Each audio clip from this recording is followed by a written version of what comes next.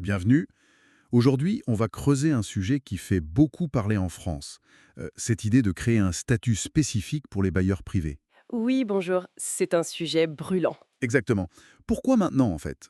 Ben, on est en pleine crise du logement, hein, c'est ce qu'on entend partout, et l'investissement locatif, il semble un peu à la pème. C'est ça. Notre point de départ, c'est un article assez récent du journal de l'agence. Il pose bien les enjeux actuels.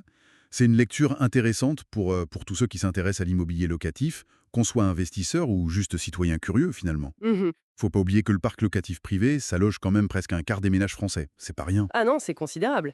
Et la situation, elle est vraiment tendue.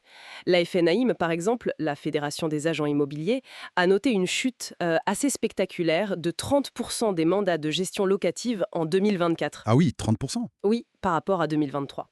Et puis il y a tout le reste. L'encadrement des loyers qui s'étend, l'interdiction de louer les passoires thermiques qui arrivent, C'est vrai. la fin du Pinel aussi début 2025. Tout ça mis bout à bout, ça pèse lourd sur les épaules des investisseurs. On comprend mieux l'urgence ressentie alors. Exactement. Les professionnels du secteur tirent la sonnette d'alarme et visiblement le gouvernement écoute. Alors justement, qu'est-ce qui se dessine concrètement? Quelles sont les pistes sur la table?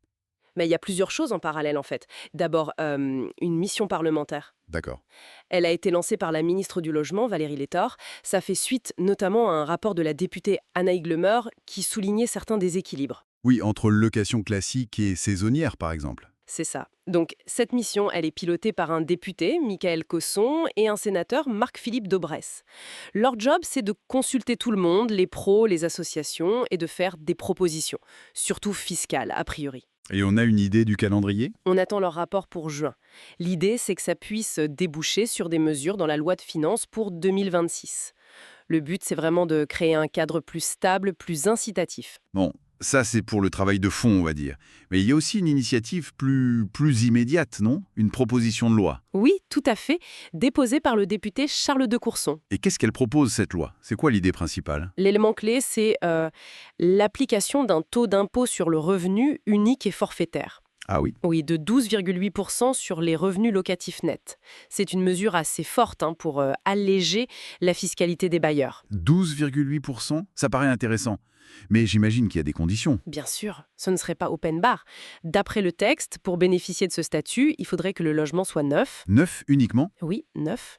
Qu'il soit loué comme résidence principale au moins 9 mois par an, que le loyer soit encadré, plafonné, et aussi un DPE, un diagnostic de performance énergétique, de catégorie D minimum. D'accord, pas de passoire thermique donc. C'est l'idée. Et un point important, il propose une application dès 2025, donc avec effet rétroactif, pour donner un coup de fouet rapide à l'investissement.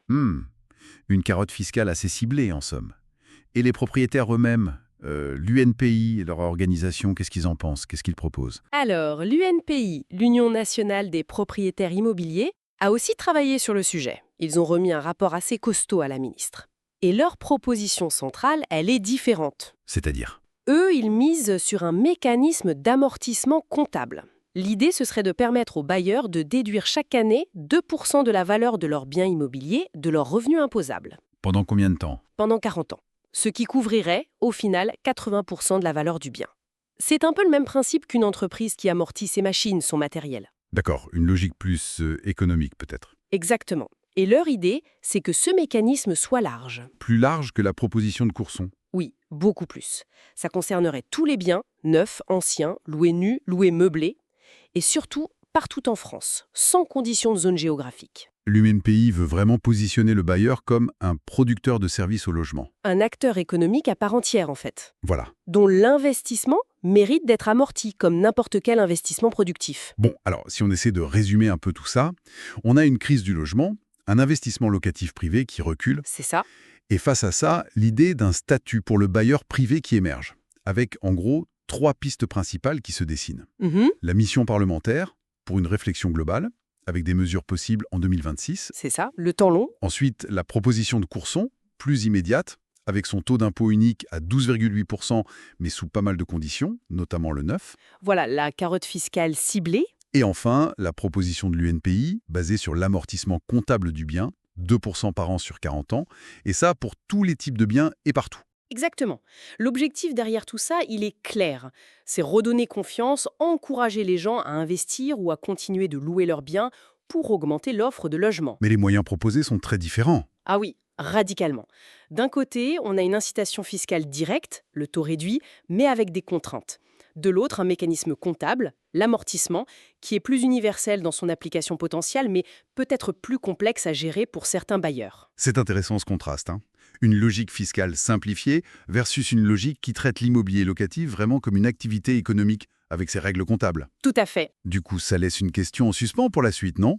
Entre cette simplicité, même conditionnée, du taux forfaitaire et la logique économique de l'amortissement, quel modèle va vraiment réussir à concilier la relance de l'investissement privé et en même temps les besoins des locataires en termes d'offres et d'accessibilité? C'est toute la question. Et le débat politique et technique ne fait que commencer, je pense.